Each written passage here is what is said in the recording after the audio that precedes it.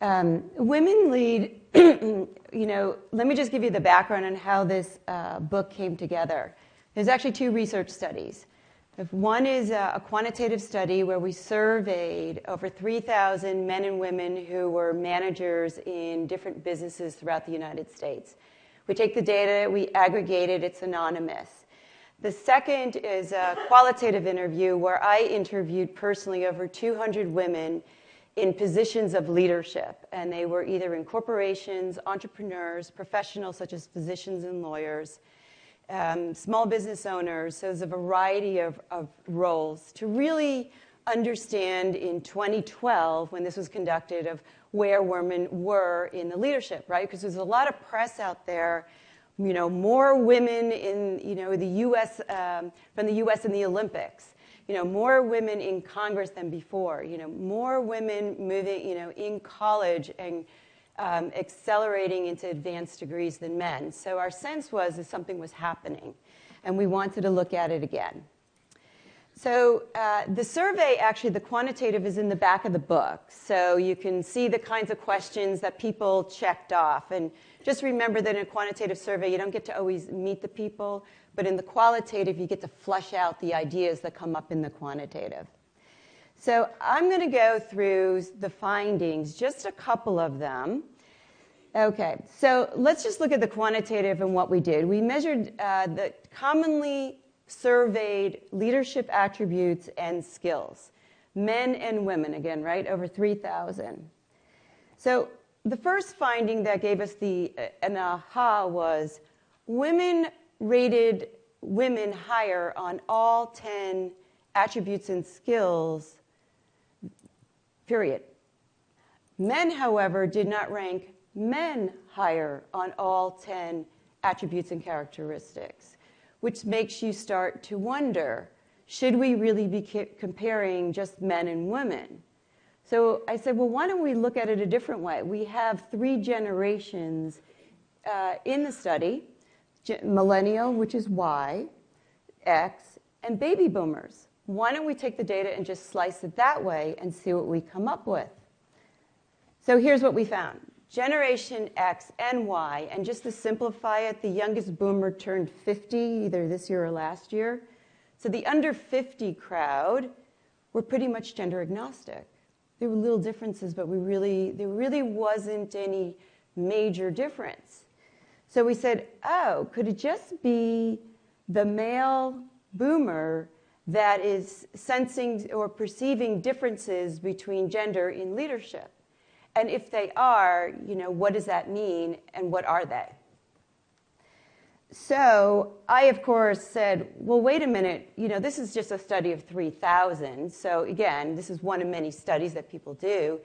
But if this was extrapolated across the workforce in the United States, what are we really talking about? So I said, well, women are half the workforce. And so that's the people who scored women on all 10. Generation X is about 32.2% of the workforce, and Generation Y is another 24.7%. So if we pull out the women from those 2 generations and map that, what's left? Well, here's our men, Generation X and Y, leaving us with about an 18%. So we're talking about there might be an 18% potentially in the U.S. workforce that might be perceiving some differences, which could be very interesting. So let's see what those are. But before we move ahead and say, this is black and white, because as the world is very gray, is it just one generation that perceives differences? Or is this really individual, right? So this, again, we're working with data, so we try to figure out. Right, so it's a gray world out there, right? So I hate to make, set statements about one generation over another. But let's just get back to the data, because I'm really interested to see what were the differences that the segment found, because what can we learn from that? Well, we found that women outscored men on communication, mentoring, coaching, empathy, collaboration, and inclusiveness. And in this segment, men outscored women on quick decision making, being very decisive, vision, and strategy. Women outscored men on people skills, but men outscored women on confidence and risk-taking. So I said to the women who I interviewed, what do you think about this, right? And they said, hey, look, that's old school, okay? In the new world, in the knowledge economy, business is about people. And women clearly excel in the people business. And this is very important because people want to work for people who care about them, who are inclusive, who are collaborative, and have really high-quality people skills, right? But the women I interviewed said business is also about taking risks. Many of the CEOs, COOs, and the entrepreneurs said what set me apart from others, regardless of gender, was the fact that I was willing to take a risk. And they added, I wish women would take more risks. So I think that's a lesson learned, and it's a finding.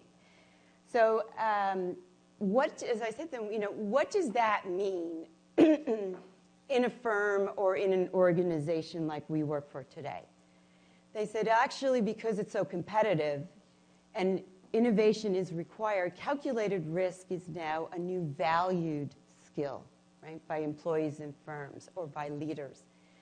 Second, longevity does not ensure promotion, right? That tap on the shoulder, you're next in line because you've been here for a long time, is over. It's the people who are raising their hands, the people who are coming up with the new ideas, the people who are taking a calculated risk, right, are the ones who are now shining in many of these firms. And these are right, and it's just because the world has really changed and become much more competitive. And confidence, what women said, is really linked to some of this risk-taking. So that was another lesson learned. If women can be more confident, they may be more inclined to take risks. Right? But basically the point illustrates what women were explaining is that there's calculated risks, and then you have to assess the situation, and sometimes it's called situational leadership, where you might be in a problem-solving situation, you might be in a crisis where you need to have the confidence that you can take over. That's the kinds of activities and skills that companies or organizations are looking for today.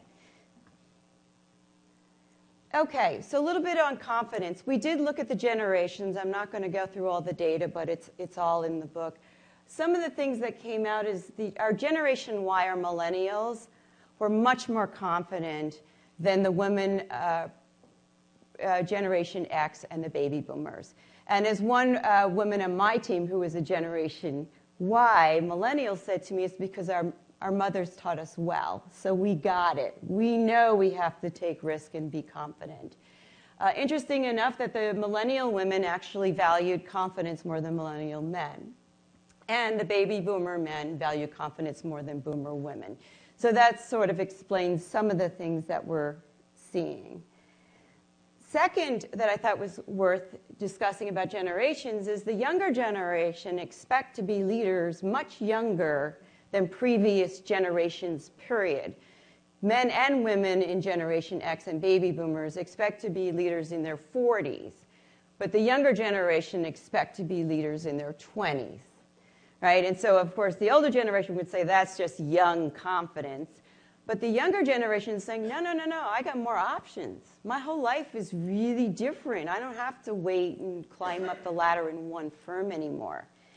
In fact, as one Gen Y VP female said to me, my life is not my mother's life anymore, nor my father's life.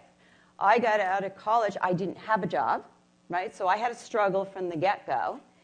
And she said I had so many more choices. Because let's face it, I'm going to be moving my job every 5 years. So basically, I screen now the firms where I work. I look at who's on the board. I look at the executive team. I look at their backgrounds. I look and try to find out, are they going to treat younger people? Are they going to actually promote them? Or do they have some strange filters, right? And I'm going to get filtered out. So the younger generation is much more confident about movement and about making choices, because the career isn't the identity of the firm anymore. The career is about me making it through to my personal success. And how many hops do I need, and what do I need to do to get there, right? So it's a lot of learnings on that. Very interesting. So what's the importance here of all this about gender and generation? Well, we saw that women value women leaders. We saw that the younger generations are gender agnostic. And if you look at that total pipeline, for me, that's very exciting, because that's where the future workforce really is, right? Now, there might be a segment that perceives gender differences, and maybe this can help us understand legacy filters. But if this is an over 50 crowd, well, eventually, probably, maybe not in my lifetime, the percentages will decrease as the new pipeline comes in to refresh, renew, and replace. And as women, do we need to be more confident and take risks to, really be in this new knowledge economy competitive world? So, one of the bigger findings, gone deep in the book. Number 2, negotiating and problem solving. We had different findings on the quantitative and the qualitative. On the quantitative side, men were scored 68% higher than women in negotiating, and that was a big gap. So the perception is men were stronger negotiators than women. However, when we looked at the qualitative side, overwhelmingly, 85% of the women said women are very good negotiators. And the other 15% didn't point to men. They just said women could be better negotiators, right? They didn't say that they were bad or men were better. So I said, well, how could you have such a difference between the survey and what I'm hearing in the interviews? So then I said, it might be the word negotiating, right? So if you think or hear the word or read the word negotiating, what images pop into your head? And I went back to women and said, what do you think of? And a lot of them think of this. It's a win-lose. It's aggressive. It's winner take all. But in reality, is that what's really happening in business? So I said, oh, I see. So when you think of negotiating, people are very offended by that. But the point is, it's a win-lose, right? So this is it. And women said, no. Okay, so let me explain to you. Women excel in business negotiations that are very complex because they listen, because they collaborate, because they prepare, because they bring people together to problem solve. And actually, a lot of women said we should maybe what we need to do is reframe that word and call it problem solving, because in the 21st century, business is so complex that everybody needs to feel like they have their needs fulfilled. However, women do not like to negotiate for themselves. Salary, title, and job promotion. So this is an area where women could learn more or seize the opportunity to improve. So I said, oh, okay. Point being, today, there's so much more data available, right? If you watch Mad Men, they used to write the salary and put it on a napkin and slide it back and forth. Well, today you can go to payscale.com, salary.com. Various organizations actually post openly titles and levels and salaries.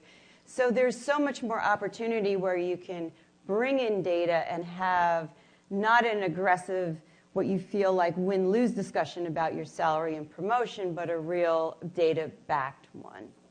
So negotiating.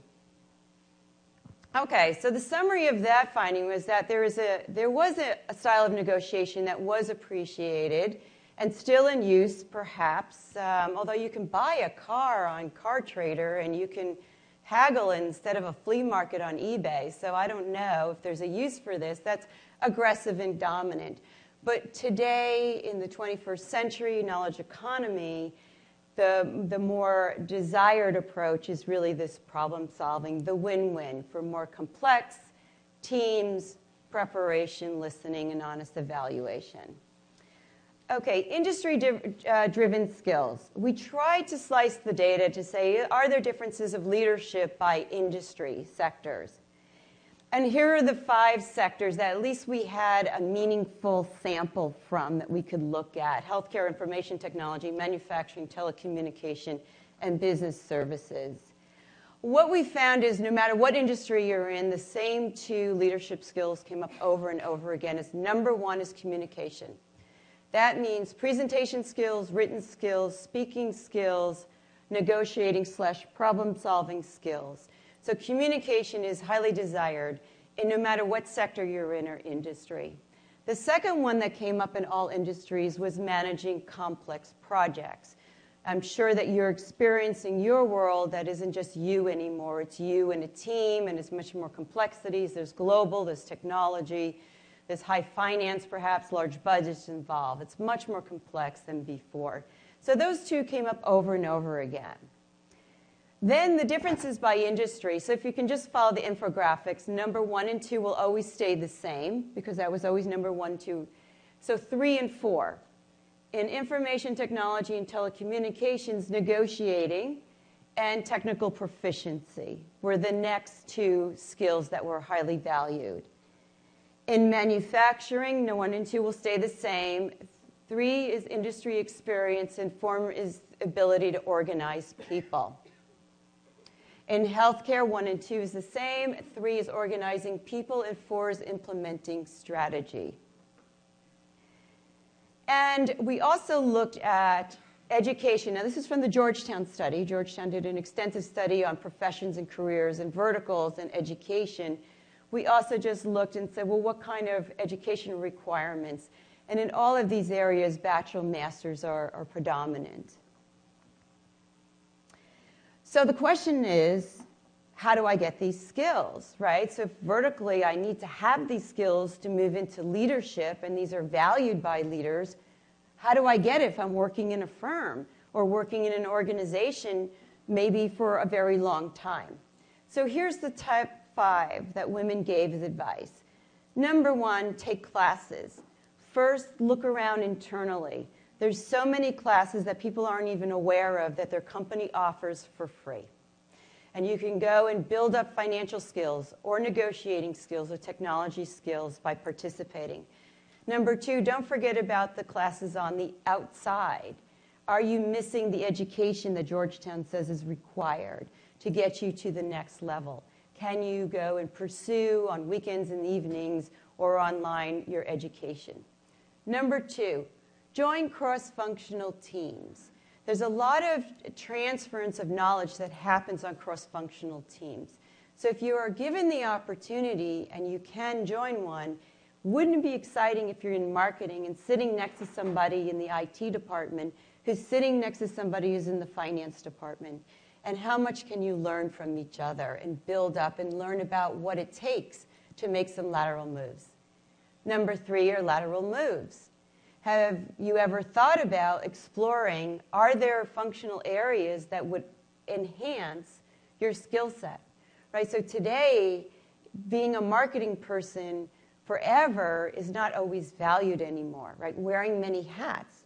So should I be in marketing for a while and then move into sales for a while and then move into finance for a while so I can broaden out my skill sets without necessarily leaving the firm? Number 4 is volunteer. Volunteer for skill-building projects. One thing that we always had in Silicon Valley, they were always looking for volunteers from the functional areas whenever there was a large technology deployment. ERP, PeopleSoft, right? The tech team would come out and say, I need functional stakeholders who could help me understand your area, and in exchange by being on the team, the task force, you got to understand how the databases worked or the ERP system or the network. Right? You can pick up some appreciation for other areas.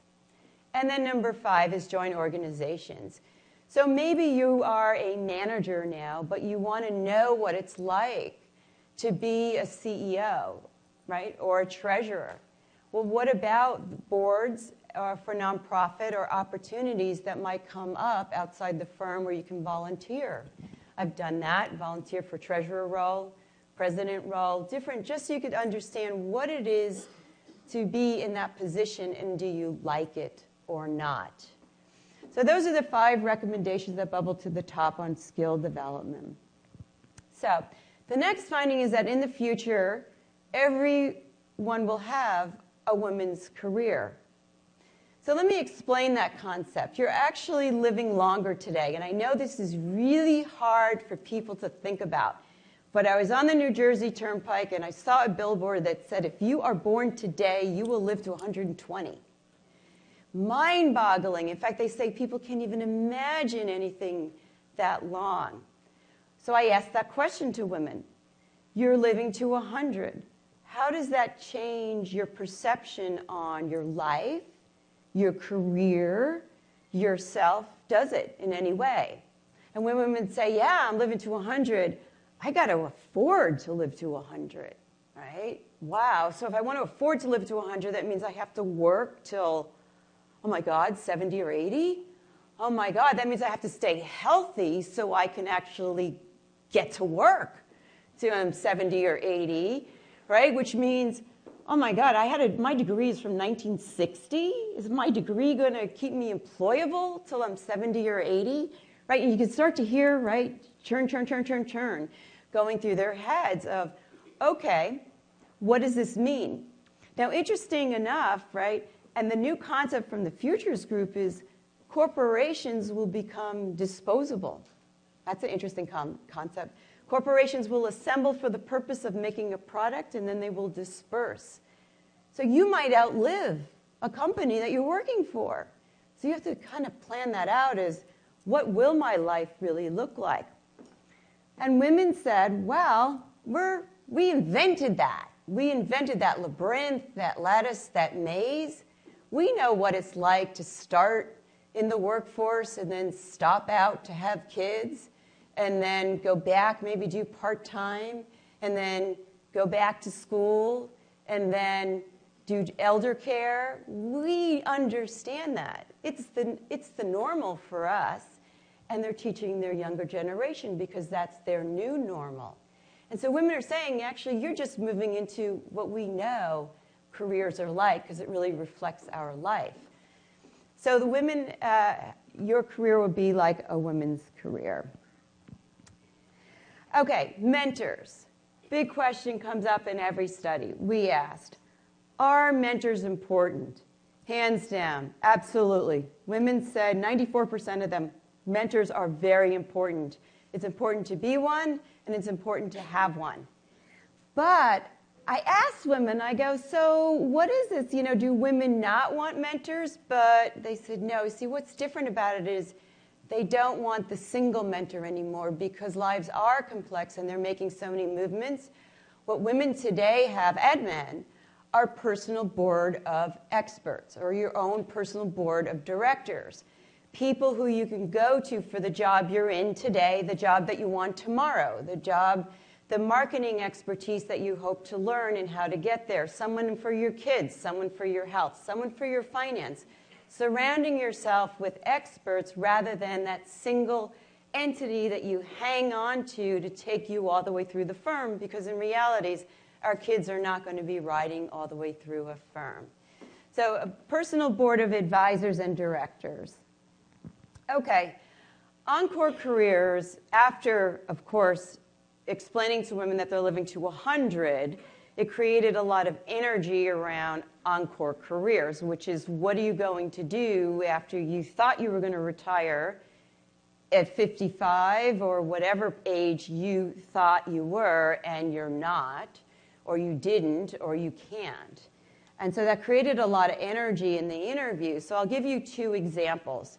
One woman was 54, and she today has her own marketing consulting business in the Silicon Valley. So I said, how did you get from being the vice president of a well-known technology firm to being your own Encore career as a marketing consultant. She said, in my 40s, I started to plan. She said, I kind of went out to women. I realized that I was in burnout. You know, it's burnout in Silicon Valley, 24/7, traveling all the time. You don't get an opportunity to yourself. She said, I'm not going to make it to 50 if I don't make a plan for something else. And she said, I always admired those women who had their own businesses. So she said, I went out and interviewed them and tried to figure out how did they do it. And she said, I kind of viewed the world in two buckets. There were people who had skills. There were accountants, there were lawyers, there were programmers, there were website designers. They could build a business around the skill. And she said, that's not me. She said, I was a marketing person. I was a marketing person, executive, many companies, but I didn't have a skill. So she said, the second bucket was that expertise. She said, there were people out there who had solid expertise and a variety of expertise in a functional area, and they could go and consult. And she said, and that's what I decided that I could do. So I made a plan on what did I need to get there so that when I was 50, I could break off and do it myself. So she said two things. This is number one is plan. And number two, when you break off from a company, remember it's probably going to take you about 6 months to adjust if you're used to an organization with a lot of process and infrastructure. And number three, have about a year's worth of savings that you can afford to live off of because it's going to take that long to get your business up and running. Now, the second woman I talked to was 67 when I interviewed her. She's now 68, and I was asking her about her Encore career. And she said, oh, you mean my next Encore career? She said, still in my career, Tracey. And I said, oh, okay. She goes, yeah, I'm planning my 70 to 90 career, age 70 to 90. And I said, oh, well, why is that? She goes, well, number one, I'm a single mom. Number two is I can't afford to retire. Number three is I don't want to retire because I've got a lot of energy. So she said, so I'm planning out my work for the next 20 years, right, 70 to 90. So I said, how do you do that? She said, well, I view the world in two different ways. One is I look at in where I live now because I'm not moving, what are the areas of growth where I can get a job? And she said, in my area, it's healthcare or IT technology. She said, then you have to look at what's age appropriate. Are technology firms going to hire someone who's 70 years old? Probably not.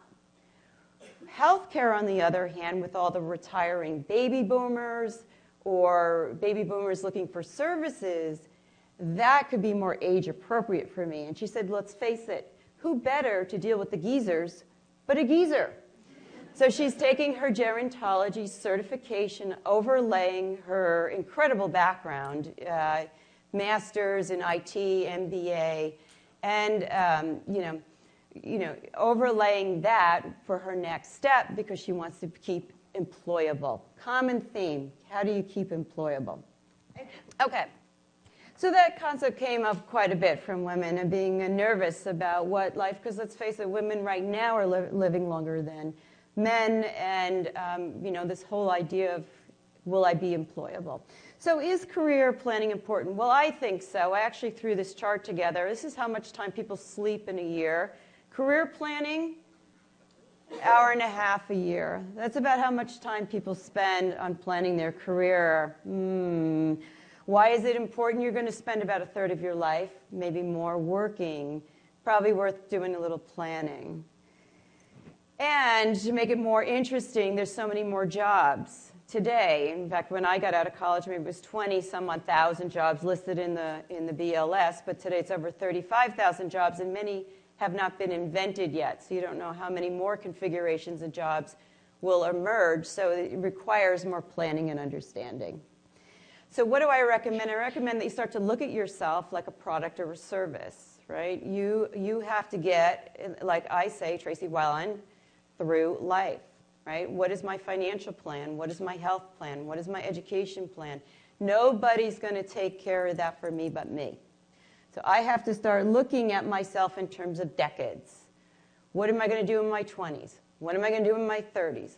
What am I going to do in my 40s? What am I going to do in each decade so that Tracey Wilen gets to 100, right? Because nobody else is going to figure that out for me.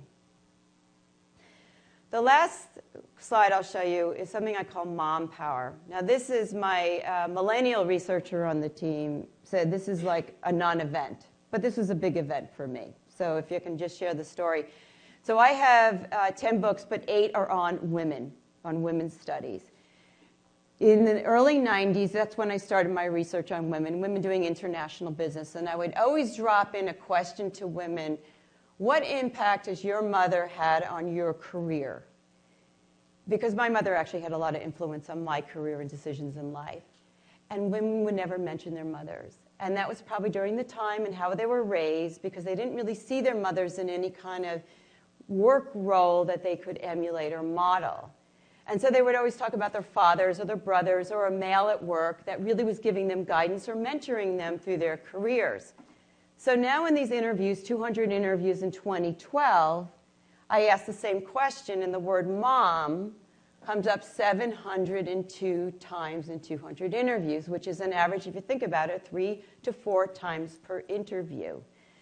Women and moms have become major players in young women's lives and in the boomer women's lives, because they were reflecting back saying, you know, I learned these 21st century skills, problem solving, negotiating, all of these because I watched my mom in her role at that time.